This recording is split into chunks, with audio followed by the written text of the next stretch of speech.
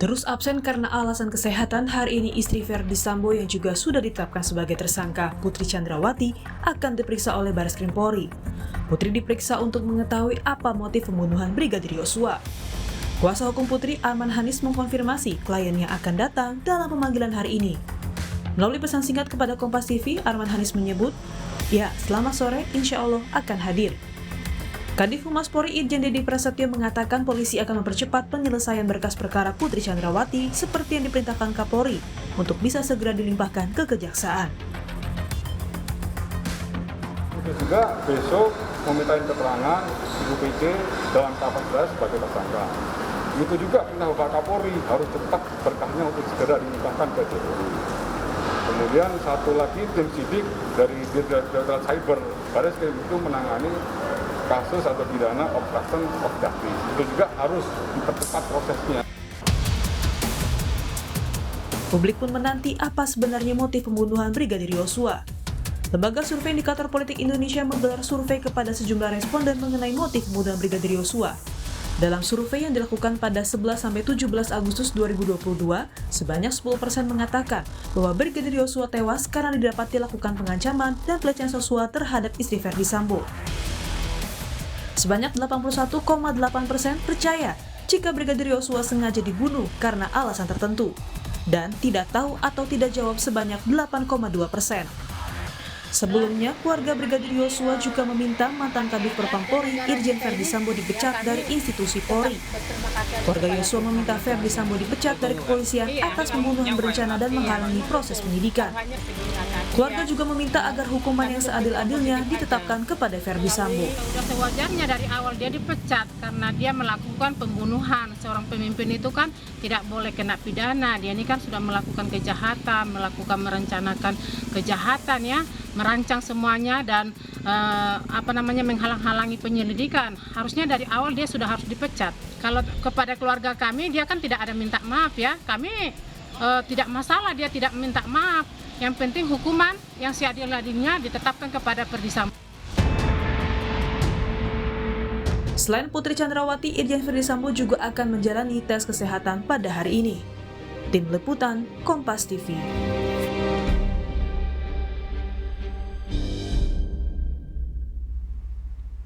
Ya, saudara, apakah kemudian pemeriksaan terhadap Putri Chandrawati hari ini yang rencananya akan dilakukan bisa mengungkap motif pembunuhan berencana terhadap Brigadir Yosua? Banyak kalangan menilai istri Verdi Sambo, Putri Chandrawati, juga memiliki peran penting dalam kasus pembunuhan berencana Brigadir Yosua. Apakah pemeriksaan ini akan mengungkap peran Putri nantinya? Kami akan hadirkan dialognya menjelang pemeriksaan terhadap Putri Chandrawati di Mabes Polri. Ada sejumlah narasumber yang akan hadir untuk Sapa Indonesia Pagi secara daring. Psikolog forensik Reza Indragiri, kemudian ada anggota tim kuasa hukum dari mendiang Brigadir Yosua atau keluarga Brigadir Yosua Martin Lukas, serta kriminolog dari Universitas Indonesia Adrianus Meliala. Bang Adrianus, Bang Martin, Mas Reza, selamat pagi, salam sehat untuk kita semua. Selamat pagi. Selamat pagi. Ya, Bang Adrianus, orang berharap, saya juga begitu, bahwa pemeriksaan kali ini bisa berlangsung dengan baik dan kemudian bisa mengungkap motif dari mengapa Brigadir Yosua harus dibunuh.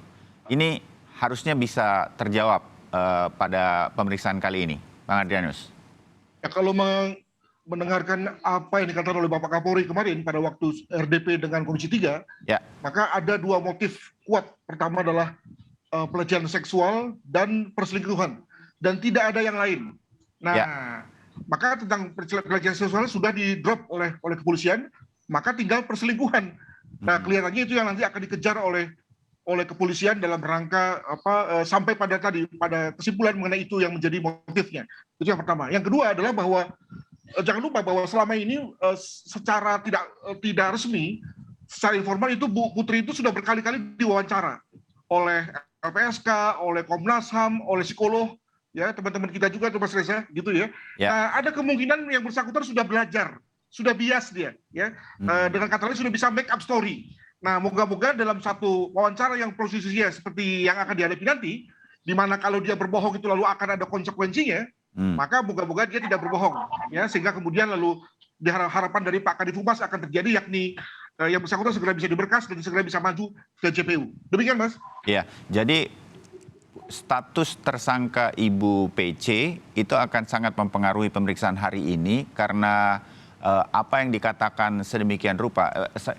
Saya membayangkan seperti Brigadir Eliezer lah begitu. Ketika dia menjadi tersangka, kemudian dia menjadi penguak banyak fakta begitu. Ini mungkin saja terjadi pada hari ini terhadap Ibu PC. Begitu, Bang Adrianus? Ya, dalam dunia kejahatan beliau itu disebut sebagai accomplice ya. Atau dalam dunia hukum itu bahkan saksi mahkota begitu. Ya, alhasil menjadi menentukan. Saya menduga bahwa sebetulnya di tangan penyidik itu motif itu sudah di bibir saja. Ya, tinggal dicek and recheck saja begitu ya. Nggak ada konfirmasi dari Ibu Putri mengenai apakah benar atau tidak. Itu saja saya kira. Demikian. Oke, terbayang Bang Adrianus, ini yang nanti akan terjadi sebetulnya di Mabes Polri atau oleh Barreskrim atau tim sus begitu. Nah, Mas Reza, sejak awal kita membahas ini, Anda bersama Sapa Indonesia Pagi terutama mengatakan bahwa ini ada cara dari Ibu PC untuk tidak bisa diperiksa sedemikian rupa. Ini adalah biasanya orang-orang yang menghadapi kasus hukum biasanya akan mengulur waktu sedemikian rupa. Kita melihat di kasus korupsi dan kali ini dalam kasus pidana seperti ini. Anda bisa jelaskan secara psikologi forensik bahwa kalau ya itu terjadi mengulur waktu, kali ini sudah tidak bisa lagi atau akan ada konsekuensinya, Mas Reza? Saya ingin sampaikan ke Ibu PC, Anda akan bisa bertemu beliau, bahwa beliau ini kena pasal 340 KUHP yang ancaman maksimalnya adalah hukuman mati.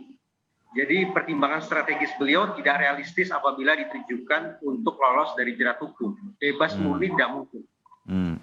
Tapi yang paling realistis adalah bagaimana upaya bisa mencapai maksimal hukuman seumur hidup atau hukuman 20 tahun saja. Nah, agar kemudian teman-teman di kepolisian, tanda petik, lebih menaruh rasa iba dan juga majelis hakim nantinya bisa bersimpati terhadap PC apabila duduk di kursi terdakwa, maka pasoklah kepada polisi, pasoklah kepada majelis hakim berbagai macam informasi yang akan bisa dipandang sebagai hal-hal yang meringankan. Sekali lagi dengan target hukuman 20 tahun saja. Apa hal-hal yang meringankan itu? Pertama, mulai dari sekarang banting setir, jangan lagi memainkan skenario malingering alias pura-pura sakit.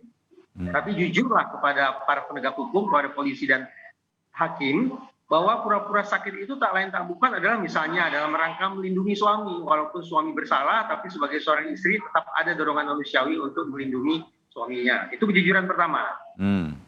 Kejujuran yang kedua yang merupakan puncaknya adalah beberkan setuntas mungkin, seutuh mungkin, sejernih mungkin tentang apa yang gerangan yang terjadi di Duren 3, sekaligus apa motif yang melatar belakangi peristiwa tersebut. Di Magelang, di perjalanan, dan seterusnya, dan seterusnya. Nah, kalau sikap yang lebih positif ini bisa ditampilkan, maka pantas bagi PC untuk punya ekspektasi, hukumannya tidak lagi hukuman mati, dan juga bukan hukuman seumur hidup, tapi hukuman 20 tahun.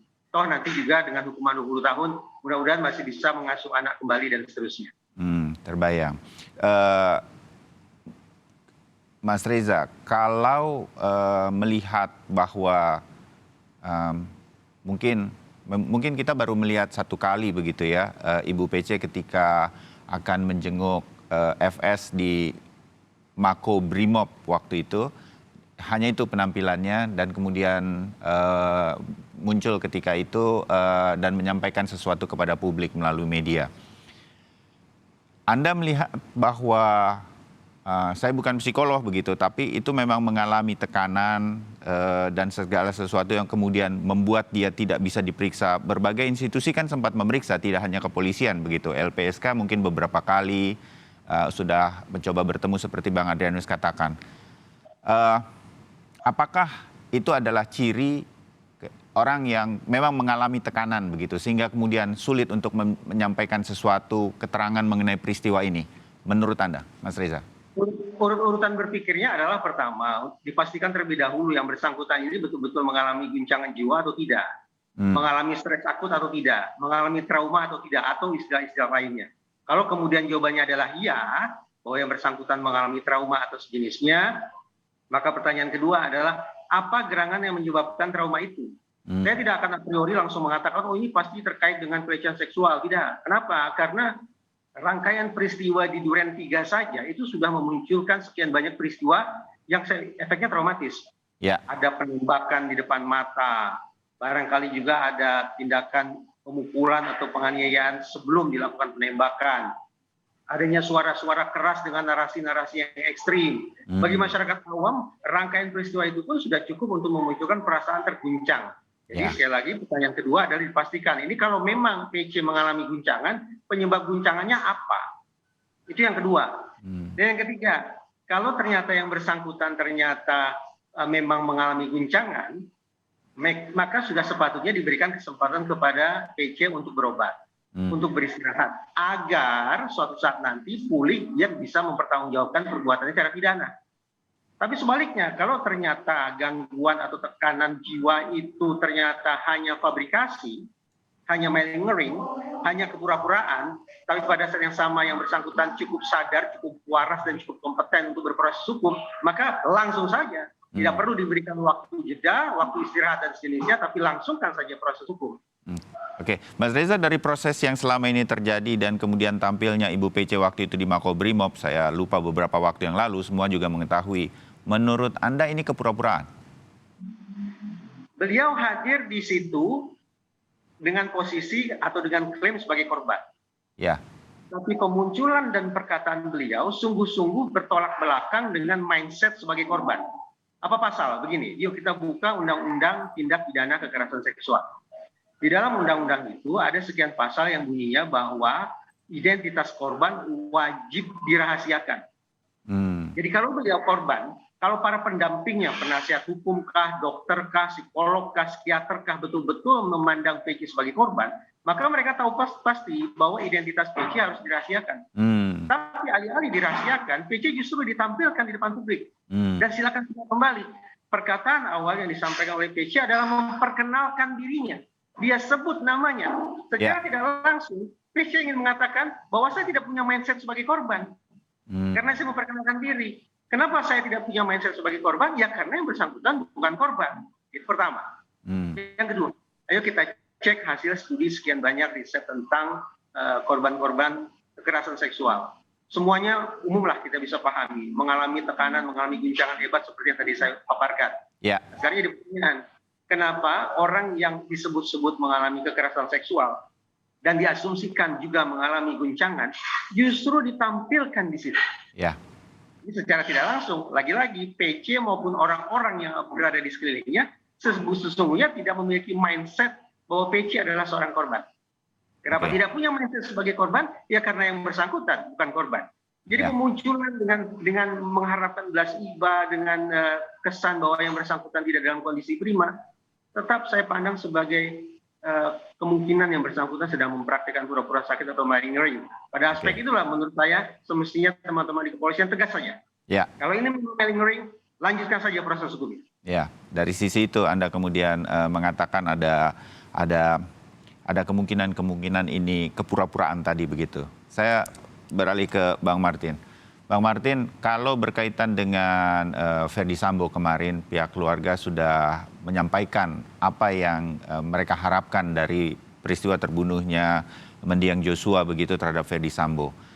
Pihak keluarga juga menyampaikan kepada tim kuasa hukum apa yang diinginkan terhadap pemeriksaan hari ini menjadi harapan terhadap Ibu PC. Bang Martin. Ya, terima kasih Mas Bayu. Yang pertama tadi saya setuju bahwa memang dalam pemberkasan ya, saksi mahkota yang juga seorang tersangka ini ya, dan juga masih memiliki hubungan suami istri dengan tersangka lainnya. Ini kalau kita lihat dari berkasnya kemungkinan besar dipisah ya. Jadi sudah sewajarnya sebagai saksi mahkota yang juga terlibat ya, dengan pertimbangan tadi punya anak banyak ya, masih ada yang kecil. Sudah seharusnya mengambil sikap stop mendengarkan nasihat-nasihat yang dapat menyesatkan dan juga memberatkan yang bersangkutan di pengadilan ya. Kenapa saya bilang begitu? Tadi Pak Reza mengatakan bahwa pertimbangan ataupun sikap dari kepolisian, kejaksaan dan majelis hakim itu menentukan. Tapi ada lagi satu sebenarnya yang kurang. pertimbangan ataupun simpatik dari keluarga korban itu juga menentukan ringan atau besarnya vonis nanti pada saat persidangan. Jadi stop dengarkan hal-hal yang buruk yang memberatkan Anda, Bu PC, dan yang lebih penting lagi badan ini mungkin akan dihukum, tapi jiwa kita juga nanti akan dimintakan pertanggungjawaban oleh Yang Maha Kuasa di atas. Jadi jujurlah, jangan dengarkan nasihat-nasihat hukum yang buruk, karena saya yakin Bu PC pasti akan menyampaikan yang sebenarnya. Ini seperti siapa? Kuat Maruf ya. Saya lihat ini kalau dari tatapan matanya, orang ini licik sekali tatapan matanya. Saya curiga memang awal mula informasi yang tidak benar itu berasal dari beliau. Apalagi jika dikaitkan dengan adanya survei dari indikator politik itu ya, yang mengatakan 85% responden di Indonesia tidak percaya ada kekerasan seksual ataupun tindakan cabul. Nah, Bu PC ini sangat penting kesaksiannya untuk meluruskan ya bahwa memang hal tersebut tidak ada. Jadi jangan diada-adain lagi. Sudah di Duren 3 ternyata adalah rekayasa, sekarang mau ditarik lagi ke Magelang. Jadi Bu PC, tolong sikap Anda menentukan bagaimana simpati keluarga nanti di persidangan. Mengenai putusan, saya pikir biarlah nanti hakim yang memutus dengan didasari oleh pertimbangan-pertimbangan pada fakta persidangan. Begitu Mas Bayu. Ya, jadi pihak keluarga tidak lain hanya mengharapkan kejujuran supaya apa yang sebenarnya terjadi, terutama motif dari terbunuhnya mendiang Joshua ini bisa diungkapkan. Hari ini diharapkan. Mengenai motif kekerasan seksual saya kira itu selesai lah. Nah, mengenai perselingkuhan ini juga harus diperjelas siapa yang selingkuh. Jangan-jangan yang selingkuh bapak dengan si cantik-cantik itu. Ya, sehingga memicu adanya keributan ya yang akhirnya menewaskan Joshua. Nah, ini perlu dijelaskan juga biar publik itu jangan salah kemudian menganggap perselingkuhannya siapa dengan siapa. Oke. Ya, ini yang mungkin harus dijelaskan dan kita tunggu hasil pemeriksaannya. Tapi kita punya keyakinan bahwa dengan hadirnya Ibu PC hari ini, motif ini bisa jadi akan terungkap seterang benderang yang kita harapkan selama ini. Kita sambung setelah ini, bagaimana kemudian saya ingin tahu begitu, terutama dari Anda semua bertiga, apa yang mungkin membuat kita lebih optimis lagi dari pemeriksaan hari ini bahwa motif ini akan membuat kasus ini sudah lebih terang benderang dan kita ketahui secara bersama apa yang menyebabkan mendiang Joshua kemudian harus dibunuh. Tetap bersama kami di Sapa Indonesia Pagi.